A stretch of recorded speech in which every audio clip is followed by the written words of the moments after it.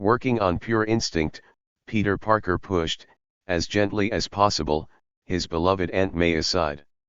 He ignored his spider sense which screamed at him to dodge or evade the incoming danger instead of putting himself in harm's way. The assassin's bullet tore into the right side of his abdomen, leaving him numb. Peter fell to the ground. He could hear the anguished cries of his wife and aunt as he clutched his side in pain. He pulled back his hand. It was covered in blood, his blood. He stared at his crimson hand for what seemed like forever. His senses slowly dimmed. Everything went dark. High above the scene, a red pigeon sat perched atop a brownstone. The oddly colored avian watched everything unfold with rapt attention. This was no ordinary bird but rather a guise of the demon lord Mephisto. How unexpected, Mephisto mused. Events were supposed to develop differently. Spider-Man's aunt should have been shot, not himself. In exchange for saving the aunt's life, Peter and his wife Mary Jane would have offered their marriage past, present, and future to the Lord of Demons. Thus their future daughter Annie would be eliminated from the timeline, otherwise, their yet-to-be-born daughter would pose a dire threat to Mephisto's plans in the years to come. A scenario he would not permit. No matter, I'll simply alter my mode of attack. Try a more direct approach. Mephisto thought evilly. His legendary guile serving him well. Peter and Mary Jane cannot conceive Annie should one or both of them die by day's end. Fortunately, I know of the perfect individual to serve as my pawn in this matter. A man whose loathing of Spider-Man knows no bounds, in spite of his hypocritical religiously coached claims of being redeemed. But I know the truth of his dark heart. I knew his type well. Eddie is a zealot, and zealots are easily turned to evil, especially when they are faced with their own morality and the specter of their own shortcomings. To postpone their day of judgment, they will gladly sell their wretched souls. It is time to ignite within Eddie Brock the remaining fragments of the alien symbiote who shares with him so much mutual hatred of Peter Parker to reform the original Venom. The red pigeon flapped away following the ambulance that had arrived to transport the gravely injured Peter Parker to the nearest hospital when it departed minutes later. New York General Hospital. Half an hour later. We have an unconscious male in his early 30s, gunshot wound to the abdomen. He's lost a lot of blood. His breathing is shallow. We cannot find an exit wound. The bullet appears to be lodged inside the abdominal cavity. One of the paramedics announced as the Peter was brought in on a crash cart. The crew of paramedics and Peter along with a doctor who joined them were ushered through a set of double doors. "You can't go in there, miss," a male medical orderly said, stopping Mary Jane, who almost stumbled into him in her forward, almost automatic motion. "Huh," Mary Jane said, blinking at him. In her hands was clutched Peter's blood-stained keys and smartphone. The screen of the latter was cracked from impact with the ground when Peter had collapsed. "I said you can't go inside, miss," the orderly repeated himself patiently. "That's my husband in there." Mary Jane protested, the words shaking her out of her funk somewhat. "I'm sorry, miss, but there's nothing you can do for him. Somebody will come get you where there is news. Until then, please have a seat in the waiting room." The orderly. "I'll show you where it is." He motioned for her to follow. "Come along, Mary Jane dear," Aunt May said, herding the distraught younger woman in the direct. The orderly had gone as best she could. "We have to go with this nice young man." "Okay," Mary Jane said, her mind in a state of shock. "I'll call Felicia once they tell us something. She'd want to know about Peter," she mumbled, staring off into space. Headquarters of the Kingpin. "You've done well," Kingpin said to his hired gunman. "As promised, your reward." One of his associates passed a briefcase full of unmarked bills to the gunman. "It was a pleasure doing business." "The pleasure was all mine," the gunman said, grinning. "Icing Spider-Man will make me a legend. Thanks for the opportunity," he said before he left the office with his money. Kingpin reclined in his chair, a smile on his broad face. With Spider-Man on death's door, this was a red-letter day for him. Spider-Man's imminent demise would serve as a warning to others who would target his criminal empire in the future. The next costumed do-gooder to cross my path will think twice before meddling in my affairs, he said with a laugh that sent shivers down the spine of his minions, most of which silently prayed they would never be on the receiving end of their employer's wrath. Apartment of Felicia Hardy, some time later. "Hello Mary Jane," Felicia said, answering her smartphone. "How are you? I hope everything is going well. I heard about Peter's trouble with the Registration Act. I wish there was something I could do. The whole situation is just awful." "Felicia," Mary Jane said, her voice cracking. "Peter's been shot." "What?" Felicia exclaimed. "We're at New York General Hospital," Mary Jane said, on the verge of tears. "The doctors aren't sure if he'll make it. Please get down here as soon as you can." "I'll be right there," Felicia said, grabbing her coat, purse, and keys. "Are you alone, Mary Jane?" "No, Peter's Aunt May is with me," Mary Jane said. "Hang tight, Red, I'm leaving now," Felicia said, putting on her coat. "Thanks, Felicia," Mary Jane managed. "Don't mention it, bye." Felicia on her way out the door. To be continued. Author's note. So my loyal fans, should I continue with the story teaser or not? Chapter 2, Chapter 2. Disclaimers. All characters appearing in Marvel Comics are copyright Marvel Entertainment and Walt Disney Company. No infringements of these copyrights are intended, and are not authorized by the copyright holders. All original characters are the property of Cellgress. Another Strand in the Great Web, Episode 1, One More Chance Part I. New York General Hospital, afternoon. "No comment," Felicia Hardy said, slamming shut the door of the small private waiting room hospital staff had graciously granted the Parker family once they learned of their unique situation. "Damn those media vultures." Felicia glanced at where Mary Jane and Aunt May sat, realizing her mistake too late. I mean jackalls. I mean, well, you know. "Thank you for being here, Felicia," Mary Jane said. She rose from her seat to embrace the other woman. "Any time, Red," Felicia said. When Mary Jane again sat down Felicia by her side, the former art thief noticed Aunt May staring at her. Hi," Felicia offered weakly.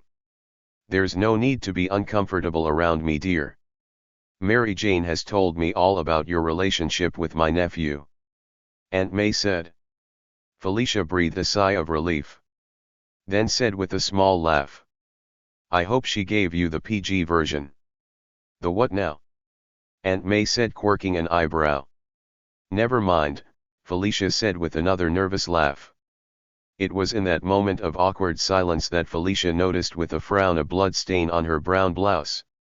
She glanced over at Mary Jane, who still held Peter's bloody phone and keys tightly clutched in her hands. Before Felicia could comment, two more people entered the room, pushing back the throng of reporters who dominated the hall outside. One was billionaire Tony Stark, aka Iron Man, the other was his faithful butler Jarvis. "May, we came as soon as we heard," Jarvis said, immediately going to Aunt May's side. "What are you doing here?" Mary Jane said, glaring at Tony Stark. "You have some nerve, Stark. Everything that has happened is your fault. Because of you my husband is in an operating room fighting for his life." "I've come to help," Tony said, putting up his hands in a show of surrender. "Don't worry about the medical bills, they are taken care of." "How considerate of you," Mary Jane said. "Now you can leave." "Mary Jane," Tony said. "I said you can leave," Mary Jane repeated. "Come along, Jarvis. Apparently, we aren't welcome here," Tony said with a sigh. He knew there was not winning this argument. Jarvis looked at Aunt May, reluctant to leave. "Jarvis can stay, it's you I want to go, Tony," Mary Jane said. "I'll return to Avengers Tower when the situation permits, sir," Jarvis said apologetically. Tony nodded his understanding.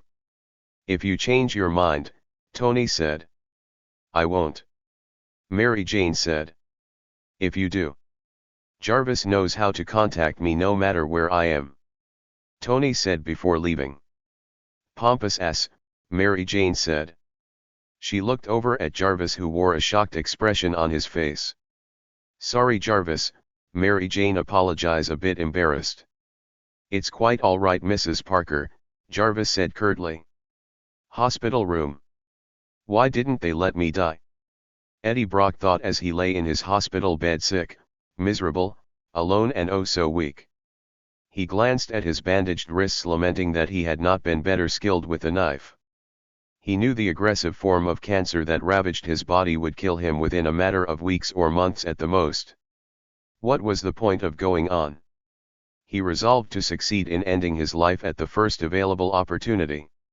Not doing so well, Eddie? A strange male voice said. Who said that?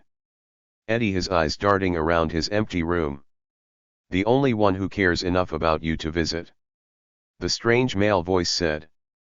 Show yourself, I'm not afraid. Eddie declared. Trust me, you will be, Mephisto said, materializing in a puff of orange-red smoke which smelled of brimstone. You've come for my soul, Eddie declared, clutching his bed sheets tightly. Please don't take me to hell. I don't deserve to spend eternity there. I'm not a bad person. Mephisto laughed, a harsh, terrible sound. Eddie, Eddie, Eddie, lie to yourself if you must, but not to me, Mephisto said, pointing a clawed finger at the cringing Eddie. Your sin-ridden soul is already my property. There is nothing you can do at this point that can change your fate. What I offer you today is a chance to postpone the inevitable, for a long season by the standard of your kind, and of course a chance at revenge against the man who ruined your life. What do you mean? Eddie said. Peter Parker is here in this very hospital. He has been shot by an assassin. A bullet is lodged between his right kidney and his liver, preventing him from fully healing until it is removed. Spider-Man is more vulnerable than he has ever been in this moment. Even a proven failure such as yourself could now easily dispatch him through minimal effort. Mephisto said, closing his sales pitch strong. I am willing to heal your cancer and restore the power you once possessed as Venom. All I ask in return is a promise to kill Parker, or failing that, his wife Mary Jane, when a chance arises. Agree, or I'll soon see you in hell, Eddie, where you shall suffer the torments of the damned day after day, month after month, year after year, decade after decade, while Peter Parker and his family live happily ever after. Hardly justice as I see it, but I've been known to err in such matters. What about you, Eddie, does it seem just? No, Eddie croaked. His eyes ablaze with hatred. He could not allow Parker happiness while he burned in hell, forgotten and abandoned by God. Do we have an agreement? Mephisto asked. Yes, Eddie said bitterly. Mephisto reached out and grasped Eddie's feeble right hand with his own. The moment they touched, Eddie's body rapidly regained its lost vitality, followed by black slime oozing from every pore and orifice. Soon the salivating monstrosity of man and alien created of pure hatred was reborn. It was a terrifying sight. Welcome back, Venom, Mephisto said with a sadistic grin. Make me proud. Don't worry, we shall. Venom said ominously in his disturbing multilayered voice. Top secret government bunker, undisclosed location. Flash Thompson wheeled his way down the corridor. The double amputee veteran of the war in Iraq, accompanied by a group of soldiers, had been selected for a classified project. In a chamber at the end of the hall was tall cylindrical tube filled with eerie blue liquid, around which stood a cadre of scientists. Hello, Sergeant Thompson. One of the scientists said. May I introduce you to the toxin symbiote? It was recently retrieved from a gang of criminals who killed its previous host, a New York City police officer named Patrick Mulligan. He said, gesturing to the red and black gelatinous creature contained within the tube. Together you'll make history. Flash regarded the creature warily. He was unsure of being bonded with this thing. but if it restored his lost mobility and allowed him to better serve his country, he felt had no choice. He would do anything for the country he loved. He was a patriot. "Are you ready, Sergeant Thompson?" the male scientist asked. "I was born ready," Flash said.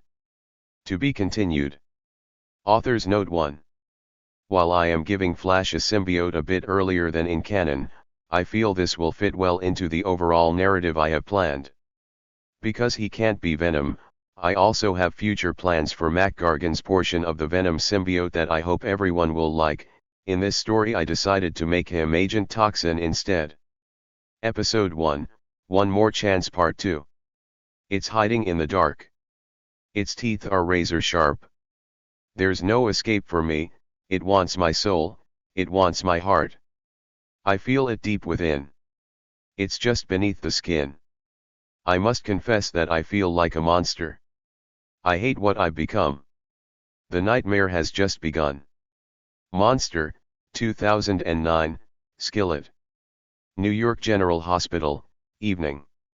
Felicia Hardy stood at the vending machine trying to purchase a candy bar to sate her appetite when something caught her attention. Out of the corner of her eye, she saw a huge shadow move down the hallway. Felicia froze, the seconds ticking into infinity. She recognized the thing she had seen almost immediately. It was Venom. But how, she wondered. Wasn't Gargan currently working with the Thunderbolts? Whatever the case, Felicia knew there was only one reason Venom would come here now: he was going to kill Peter. She had to somehow stop him. Felicia dropped her candy bar. She ran after Venom, watching in horror as he tossed security guards and hospital staff alike aside with impunity. Venom made a beeline for the operating theater. He was about to pass through the double doors when Felicia drop-kicked him in his back. Venom spun around, black tendrils lashing out wildly in every direction.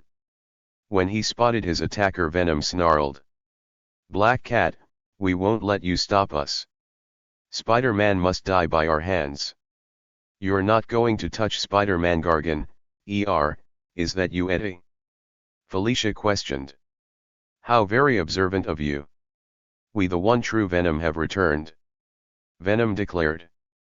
"Stand in our way and we'll break me than your nose this time, little kitty cat," Venom said, alluding to an encounter years ago when Venom had beaten Black Cat to within an inch of her life. Felicia involuntarily cringed at the intensity of the unpleasant memory. "I don't care. I won't allow you to harm a defenseless man, let alone one who is my dear friend." She assumed a defensive stance as best she could in her street clothes. "We were hoping you'd say that, little kitty cat," Venom said, crouching low. "Let's dance." While Felicia knew she was no match for Venom, she had to try. Peter or Mary Jane would do the same for her if the positions were reversed. Her only chance was to taunt Venom into making a mistake of some sort, then capitalize on it. She did, however, have one small advantage over Venom. She was a bit faster and more agile than him. Time to find out how useful her speed and agility edge would prove. "Bring it, ugly," Felicia said. Venom charged at Felicia, who narrowly jumped out of his way. Stopping on a dime, Venom eyed Felicia, then tried again and a third time without success. Growing agitated, Venom fired twin web lines from his hands in an attempt to ensnare his foe. An attempt that failed when Felicia somehow avoided both strands. "Stand still so we can crush your skull," Venom said. "No thanks," Felicia said. Felicia saw a fire extinguisher. Remembering how Peter once told her that symbiotes did not like certain chemical compounds like bug spray, she got an idea. Felicia somersaulted to where the extinguisher was. She broke the glass, cutting her hands in the process. She aimed the extinguisher at Venom, then unloaded the foam into his slobbering jaws. With a yell of discomfort and annoyance, Venom backhanded Felicia away, bouncing her off the nearest wall. The fire extinguisher rolled away. Venom picked Felicia up before she could recover. His large left hand encircled her throat. He began to squeeze slowly. Felicia struggled, her feet kicked the air futilely as she was lifted off her feet. Felicia's face turned blue from lack of oxygen. We should kill you for your interference. Venom hissed. But unlike some, we could name, we possess a sense of honor. Nighty, night little kitty cat. Venom choked Felicia into unconscious, then tossed her aside roughly. We and Spider-Man have a date with destiny. A few moments later a female figure knelt by Felicia. She gently nudged the former thief. With a groan Felicia awoke. Felicia, what happened? Mary Jane asked. When Felicia had not returned, Mary Jane went searching for her friend. Following the string of badly beaten medical personnel, she had found Felicia. Venom I is here. Felicia managed between coughs. He's going to kill Peter. Mary Jane's eyes went wide. She ran into the operating theater. Wait, Felicia called after her, but Mary Jane was already gone. With great effort and acute pain, Felicia used the wall to get to her feet. She stumbled after her friend. Operating theater. The medical team had just finished removing the bullet from Peter's abdomen. They were sealing up his incision when Venom burst through the doors. A few he threw aside, the rest, save for the chief surgeon who bravely stood his ground, wisely scattered. Get out of here, the surgeon demanded. This man is in critical condition. Have you no decency, whatever you are? This man has ruined our life. By all rights, we will have our vengeance this day. Venom said. We can see you are a good person who has helped many. We do not wish to hurt you, but we will. Step aside or face our wrath. No, the surgeon said defiantly. We warned you. Venom said, swatted the man out of his way and halfway across the room, where he collapsed in a heap. What a shame. Venom added almost regretfully.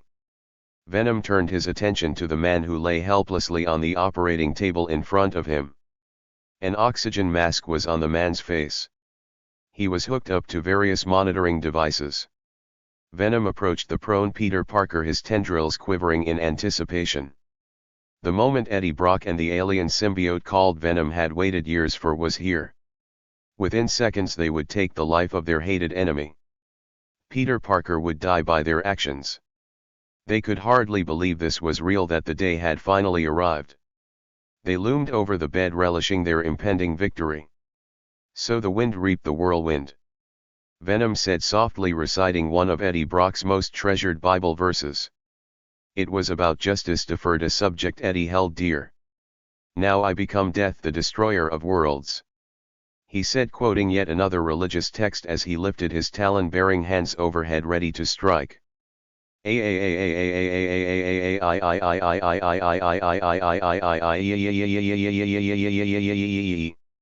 Venom screamed, his symbiote convulsed uncontrollably in pain from a sonic projection beyond the range of human hearing. Thrashing around, he saw the source of his torment. In the doorway of the operating theater stood Mary Jane Watson Parker. Held in her hand, pointing directly at him, was her smartphone. Neat app, huh, Venom?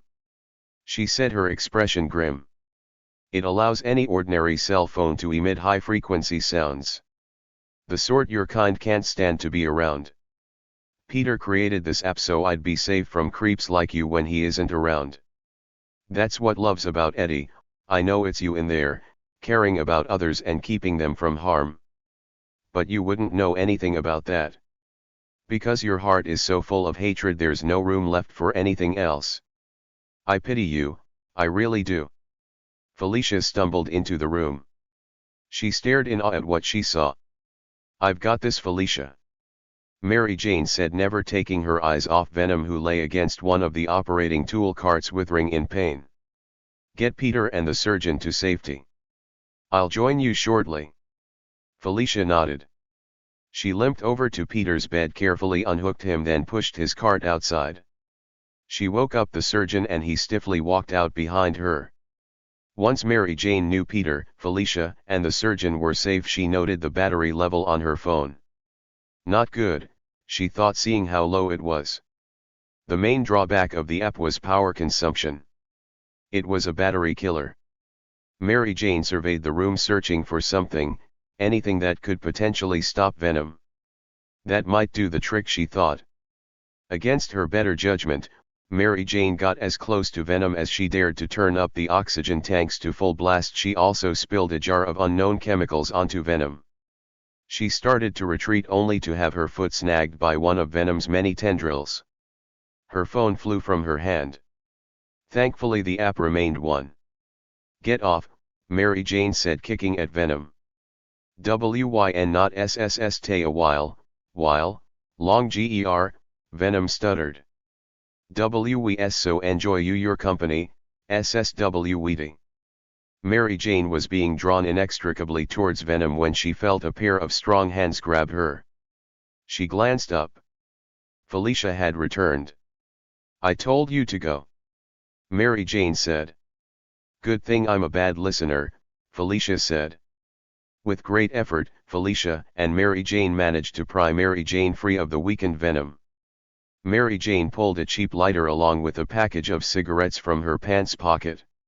She had purchased them both a few days ago when the stress of everything had almost overwhelmed her. Well, in her defense, they were about to be put to a very good use. She lit the package on fire. "Hey Venom, catch," Mary Jane said, throwing the flaming package at Venom. She and Felicia ran like hell outside. When the flames touched his chemical-drenched body, he ignored. A split second later, the oxygen filling the room exploded into a fireball that engulfed Venom along with much of the operating theater, incapacitating man and symbiote, sending both into a regenerative coma. Outside, wearily, Mary Jane checked on Peter. She prayed he was okay. Leaning over him, she stroked the damp hair from his forehead. Peter's eyelids fluttered, then slowly opened. "Mary Jane, what happened? Where am I?" Peter said, his voice hoarse. "You're safe, Tiger, that's all that matters," Mary Jane said. She gently kissed his forehead, tears falling from her eyes onto his face. Standing next to them, Felicia smiled. "Do I smell smoke?" Peter said, crinkling his nose. "Maybe we should get out of here," Felicia suggested, noting the burning room behind them. "Maybe we should," Mary Jane agreed. The two women wheeled Peter's bed away while staff rushed to and fro and fire alarms began to blare. "Why do I have a feeling I missed something important?" Peter said. "Whatever gave you that idea?" Mary Jane said innocently. She and Felicia exchanged knowing looks and smiles. "Did anything interesting happen while Peter was out, Felicia?" she asked her counterpart. "Not that I can recall, Mary Jane." "What about you?" Felicia said, playing along. "Nah," Mary Jane said. "Just another typical day." Roof of a neighboring building. Mephisto in his red pigeon form watched the burning hospital. Inside he was filled with a combination of rage and dismay. He could hardly believe Venom had failed him. How could two mortals prove so hard to get rid of? This situation was beyond infuriating. If only he was not bound by certain cosmic laws, he would destroy them directly himself. The only positive is there was still time. Surely he would find a way to deal with them before their accursed second daughter was born, or they were reunited with their firstborn daughter. Both children, although in different ways, posed threats to his future plans. Threats that he would not suffer. Reluctantly, Mephisto flapped his wings. After circling the scene in a long loop pattern, he flew away. There would be other days, other opportunities. As a wise one once said, the most dangerous enemy is the one you don't know you have. A fact he would gladly teach the Parker family at his earliest possible convenience. Sanctum sanctorum. Tony Stark did not often seek help from those technically outside the Avengers. However, this was a special circumstance. Recently, Tony Stark had been party to a grave mistake that could yet cost a young man who Tony briefly called friend his life. He must make things right, assuming he could. Can it be done? Tony Stark in his Iron Man exosuite asked Dr. Stephen Strange, Sorcerer Supreme of Earth. It can be done. Dr. Strange answered, leaning forward slightly in his plush leather chair. However, I would be remiss if I cast such a potent spell upon an individual and those around him without first consulting that individual. To do otherwise, would be mystically unethical, I'm afraid. There are risks involved with any spell, especially one as all-encompassing as this one would be. If you can obtain permission from Peter Parker Spider-Man, I would be happy to enact an enchantment that will create a blind spot regarding his civilian identity in the minds of the general public, alongside anyone else he would rather not know who he really is. I understand, Tony Stark said. He turned to leave. I'll return when Spider-Man is well enough to come with me. Adding in his own mind, if Peter even survives the night, that is. Very well, Doctor Strange said. I await your return with Peter Parker. Until next we meet, farewell Iron Man. Farewell, Doctor Strange. Tony Stark said, leaving the library. Another strand in the Great Web, Episode 2, Brand New Challenges Part I. Washington, D.C. the night of Venom's defeat. Our deal if off, mortal, Mephisto declared angrily after appearing before his startled host. Please reconsider, Norman Osborn begged the Lord of Demons. Why should I? Mephisto snarled. You guaranteed Peter Parker would agree to anything I proposed should his loved ones be placed in danger. Your intelligence proved faulty. And he would have if Kingpin's assassin had botched the attempt on Parker's life and instead shot his elderly aunt, as prophets of the Scryer cult foresaw, Norman said. In a matter of moments the mighty man was shamelessly groveling on the floor of his lavishly appointed office. He futilely clutched at Mephisto's billowing cape. Give me one good reason why I should not cast your worthless soul back into the deepest pits of my domain from whence I drew it years ago, by your feeble understanding of chronology, when you offered assistance destroying the Parker clan. Mephisto said, kicking Norman away from him, an expression of utter disgust on his face.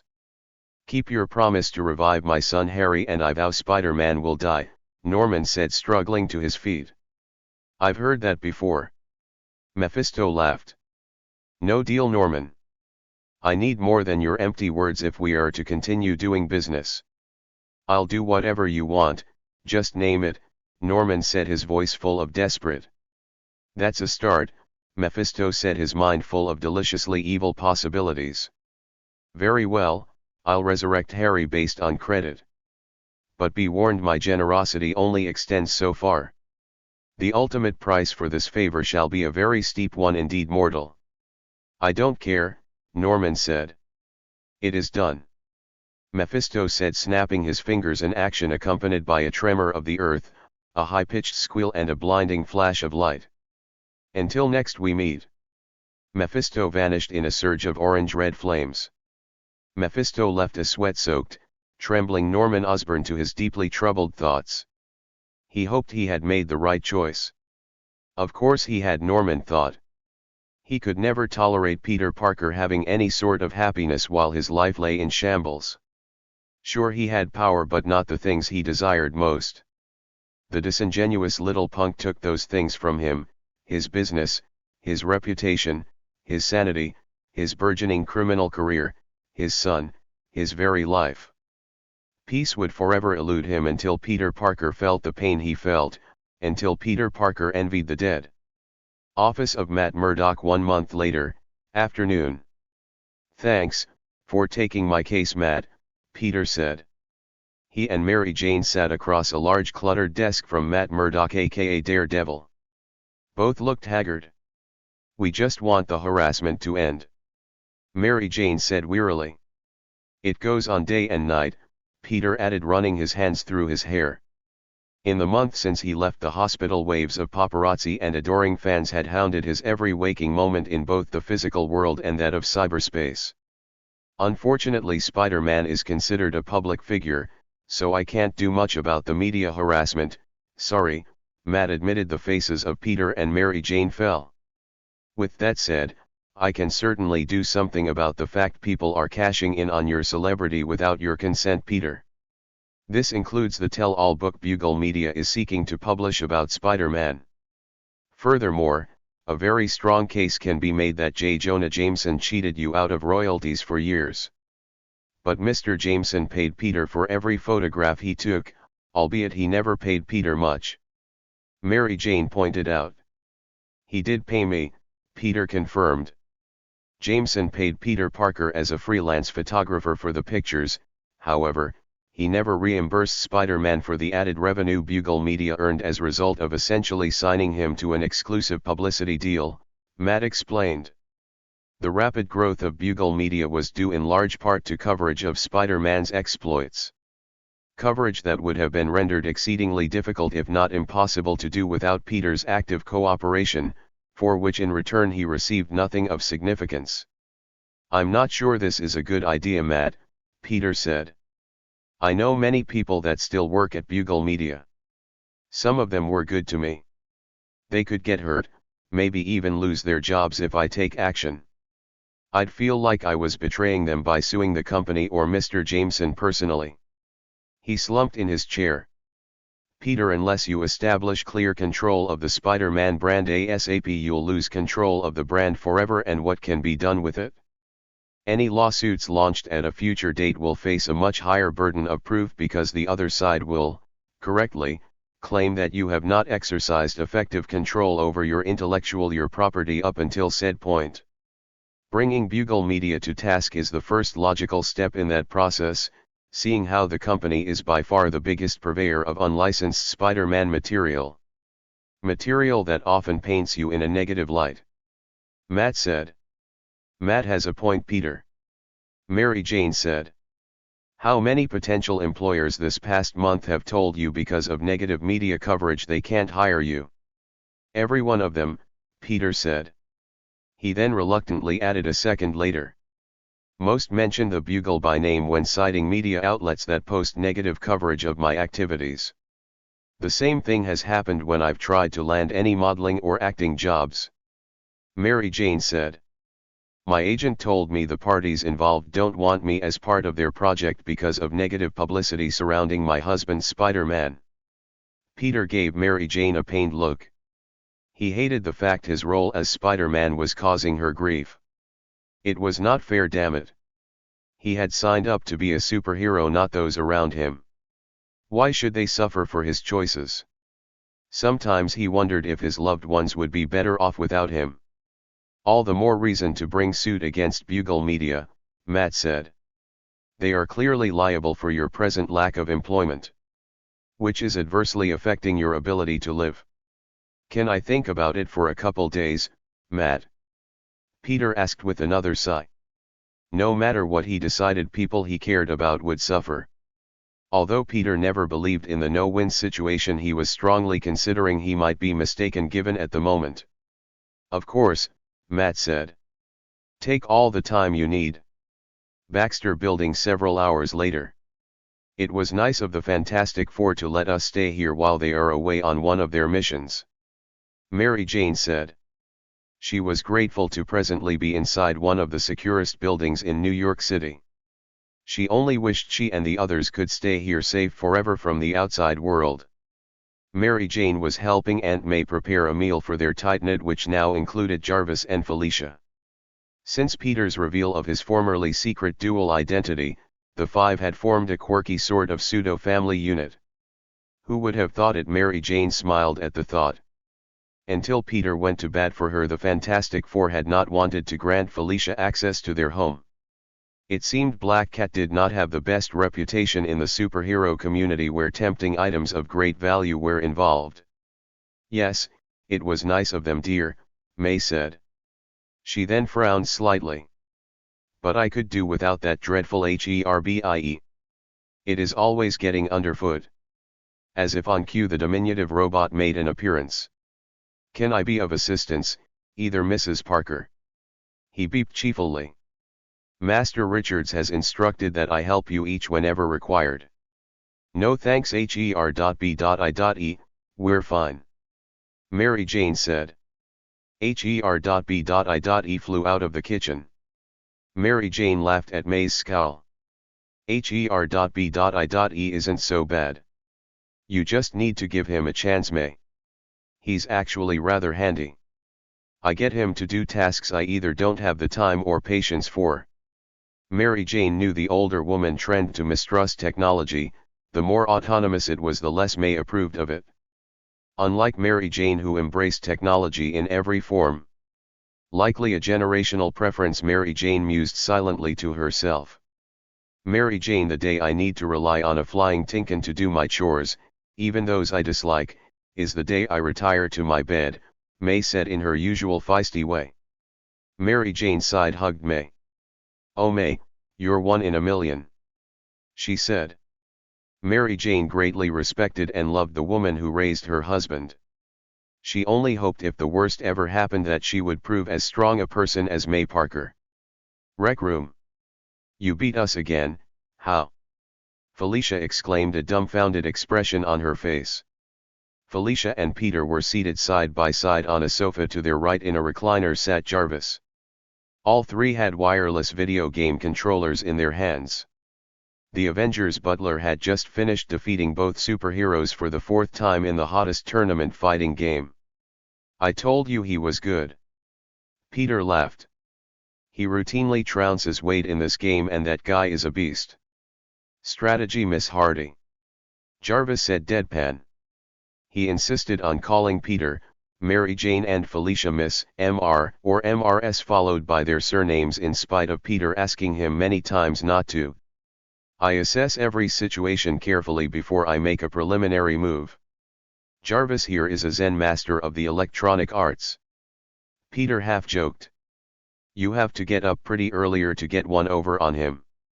But, our meta-human reflexes, Felicia babbled. Apparently they don't count for a hill of beans, given a skilled enough opponent, Jarvis, Peter said, winking at the Avengers butler, who remained stoic. I demand a rematch, just the two of us.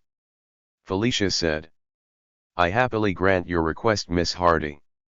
Jarvis said. 15 minutes later, Jarvis again emerged victorious. I don't believe it. Felicia exclaimed. I just don't believe it. He won again, what the? Felicia dropped her controller on the carpeted floor. Peter could not help but laugh. I hate to say I told you so, but Felicia punched him in his left shoulder playfully. Shut up, Felicia said, grinning in spite of herself. Top secret government bunker, undisclosed location. Flash Thompson, code-named Agent Toxin, after bonding with the Toxin symbiote, completed the obstacle course in record time. 2 surprise robotic drones popped up on either side of him seemingly after the training session ended. Without hesitation, 2 large navy blue tendrils swiftly dispatched the drones before they could fire their laser blasters. Well done, Agent Toxin, one of the members of the military brass who were present said. The group gave Flash a round of applause. Thank you, Agent Toxin said, giving the group of high-ranking officers a salute. Agent Toxin's body was mainly dark blue in coloration, with elongated interlocking red spider symbols on his chest and back, red crescent eyepieces, red shoulder pads, red forearm guards, and a red military-style belt. On his feet were what looked like combat boots. Each of his fingers ended in sharp claws. Agent Toxin was designed for destruction. An instrument of Uncle Sam's righteous fury. One that would strike fear into the hearts of every enemy. How do you feel, Sergeant Thompson? Another member of the military brass asked. Agent Toxin's living mask rolled back in every direction to reveal the face of Eugene Flash Thompson. Flash stretched his muscles, then glanced down at his new legs. Better than I have in a long time, he said at last. Are you experiencing any problems controlling the symbiote, Sergeant Thompson? Another member of the military brass asked. Flash could sense these older men and their well-armed security detail of exosuit-wearing troopers were on edge. It was as if they expected him to lose control and attack them at any moment. Which was understandable, everything considered. Time to put their minds at rest. I am not, sir, Flash said, his enhanced senses picked up on their collective relief. The drugs are working perfectly. Toxin has been successfully subjugated to my will, he finished. Flash could not help but wonder if the symbiote dulling drugs regimen was truly necessary. from what he had learned through their mental link, Toxin saw itself as a hero. It was in no way like its father or grandfather who freely slipped into evil actions whenever it suited them. Perhaps Toxin's positive disposition was a lingering effect from its first host, the late police officer Patrick Mulligan. Flash hoped one day he would form a good enough rapport with the alien to uncover the truth. He knew that could never happen if Toxin felt it could not trust Flash, which was where their relationship stood. Someday that would change, right? Another strand in the Great Web, Episode 2, Brand New Challenges Part 2. The Baxter Building in New York City, night. Breaking news: the Superhuman Registration Act has been abolished by the federal government following the recent siege of Asgard. In related news, disgraced Thunderbolts director Norman Osborn was taken into custody earlier today by Steve Rogers, who has returned to his role as Captain America. Mr. Osborn has been remained into custody on suspicion of espionage and treason. Mr. Osborn will await trial at the ultra-maximum security Raft Prison for Super Beings in New York. Stay tuned for further details. Justice at last, Mary Jane said. She was giddy in spite of the fact she knew taking joy in another person's misery was wrong. Too bad he'll never pay for his many past crimes, she added a moment later.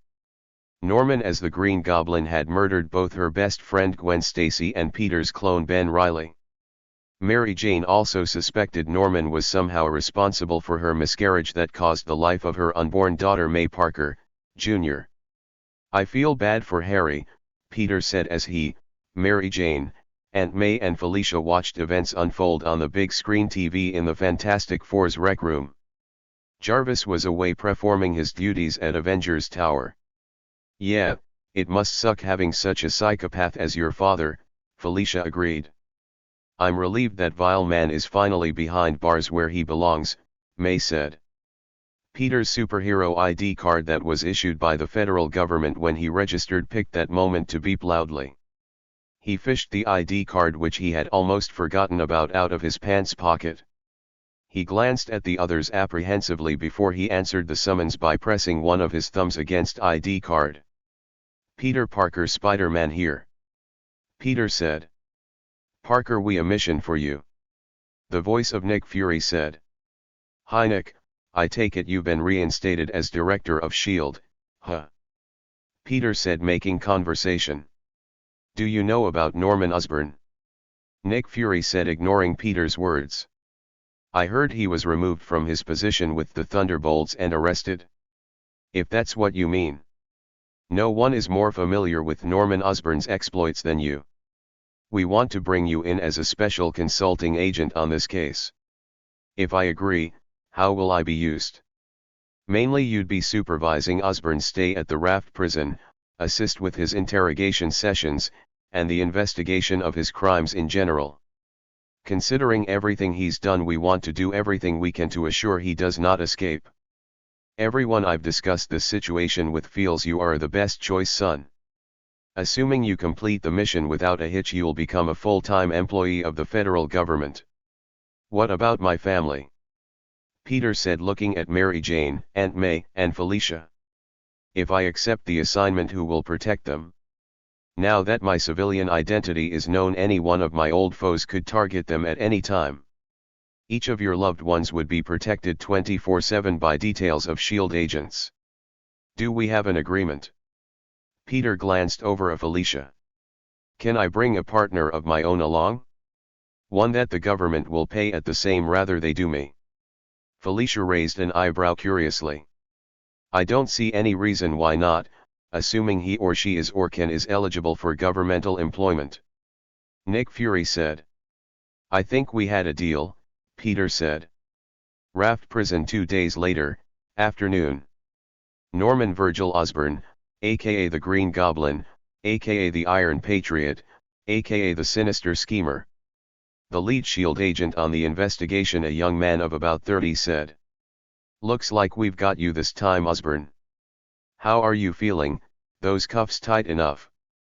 The agent slapped a thick folder down on the steel table that separated the handcuffed Osborn from him. Norman glared at the interrogator. Behind the agent stood Spider-Man and Black Cat, their arms crossed over the chests.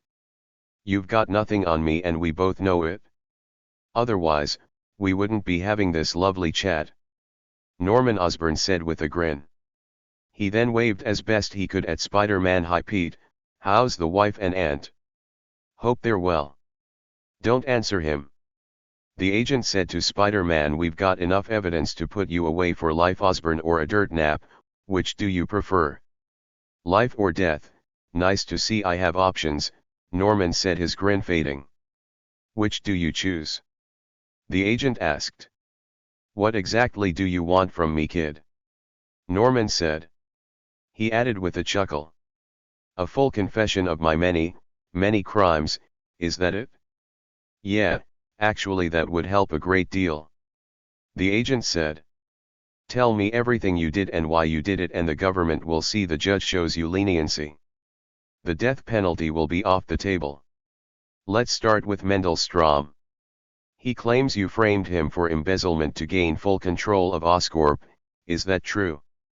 "I have nothing more to say to you at this time," Norman said.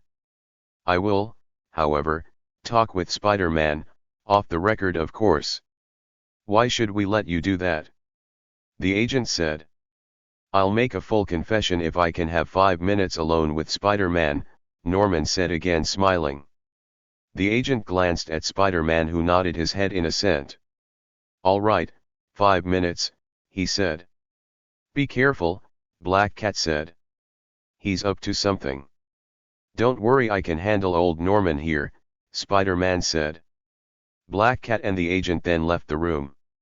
Spider-Man and Norman Osborn were alone. "Spill, Norman," Spider-Man said, sitting in the vacated chair across from his arch-nemesis. He deactivated the voice recorder that lay on the table between them. "First take off the mask," Norman instructed. Peter pulled off his mask. "Happy?" he snapped. "Not really," Norman said. "I'd be much happier if I were free." "Tough, because that's never going to happen," Peter said.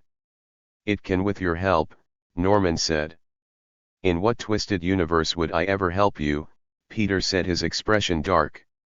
"You murdered my first real girlfriend, murdered a man who was the closest thing I'll ever have to a brother, abducted my aunt after making me believe she died, and killed my unborn child. I hope you rot in here." "I didn't murder your daughter," Norman said. "Bullshit, you engineered my wife's miscarriage. You told me so yourself." "Are going senile, Norman," Peter growled. "I lied," Norman said, dropping a bombshell. "Your daughter's alive. I faked her death. I'm rather good at that, as you know." He winked at Peter. "What are you saying?"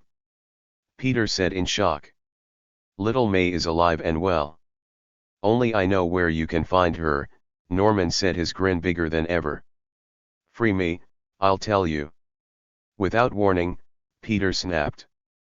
Fast as lightning, his gloved hands were around Norman's neck. He choked the smug supervillain until Norman's face turned blue. "KK kill me, YULLN never FF find her," Norman wheezed. With great emotional effort, Peter released Norman. "Tell me where my daughter is, you sick freak. GG, get me out of HH here, I'll GG gladly do just that." "Better why yet, IILL lead YURR right to her," Norman said between coughs.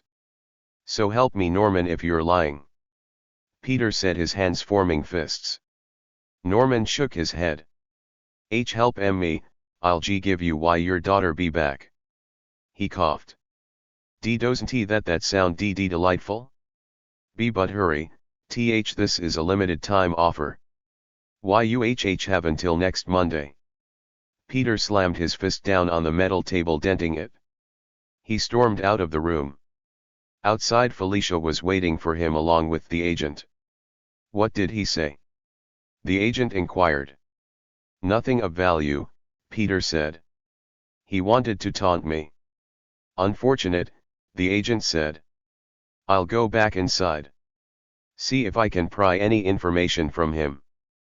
Peter was now alone with Black Cat. She noted how upset her longtime friend seemed. She quickly caught up with him as he briskly walked away down the corridor. "What really happened between you and Osborne? What did we say?" Black Cat asked. "He claims baby May is alive," Peter said. Behind him Black Cat stopped dead in her tracks, her mouth slack. "Unless I help him escape, I'll never see my daughter. Ain't life a joy?" "What are you going to do?" Black Cat said once she gathered her thoughts. "I have no idea," Peter confessed. Home of May Parker in Queens 3 days later, night. "I'm pooped," Mary Jane said with a yawn. She and Peter had spent that Saturday at Coney Island after Nick Fury pulled some strings so they could have the place to themselves. It was great being normal again. "Mary Jane, there's something I have to tell you," Peter said. He sat on his old bed beside his wife. He turned around to face. Other than the agents outside of the house, they were alone, Aunt May being out on a date with Jarvis. "What is it, Peter? What's wrong?" Mary Jane said, noting the troubled expression on Peter's face. "Norman Osborn told me something when we were alone 3 days ago after an interrogation session," Peter said. He took Mary Jane's hands in his own. "He claimed baby May is alive. He'll offered to lead me to her if I help him escape from the raft." "What?" Mary Jane said, not fully uncomprehending Peter's words. "He said our daughter is alive," Peter repeated. "Oh," Mary Jane said, dumbfounded. "Do you think he's telling the truth, about baby May?" "I'm not sure," Peter admitted. "I told Felicia. She's been unable to learn anything through her underworld contacts." "Are you going to help him escape?" Mary Jane asked hesitantly. "I honestly don't know," Peter said. "Peter, you can't. He's probably lying anyway," Mary Jane said. "But what if he isn't?" Peter said. "What if by this time next week our daughter could be safe in our arms?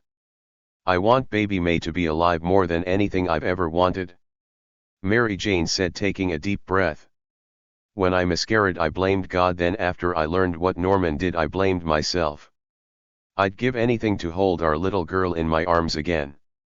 But this is Norman Osborn we're talking about. He'd say anything, do anything to save his own skin, even lie, especially lie." Mary Jane sniffed. Peter reached out, wiping away the tears that gathered in her eyes. Peter reached a decision in that moment. "I have to take the chance, MJ. Even if I'm arrested, at least our daughter would be back where she belongs, with you. If she's out there, I need to find her," Peter said. "No, Peter," Mary Jane said. "I'm sorry, MJ," Peter said. "I have to know the truth." He and Mary Jane embraced each other. "I know you do," Mary Jane whispered in his ear as they clung to each other. In that moment the rest of the world vanished. All that remained was each other. Streets of NYC the next day, early morning. With great difficulty, Mary Jane gave her detail of uncovered SHIELD agents the slip. She ducked into an alleyway and inputted a number into her smartphone she hoped she never would use again. Desperate times require desperate measures, she told herself. "Hello." The raspy voice of Tony Stark answered after 5 rings.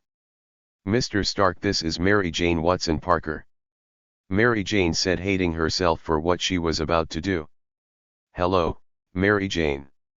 Tony Stark said, his voice noticeably changed, its tone becoming more polished. "I certainly did not expect to hear from you again." Tony had put out many feelers to the Parker family during the past 6 weeks, including through Jarvis, every one of which had been rebuffed.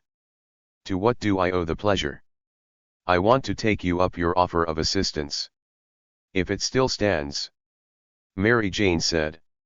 "It does," Tony Stark said. "I need the use of the Iron Spider exosuit you designed for my husband," Mary Jane said, swallowing her pride. "That's a pretty big ask, Mrs. Parker.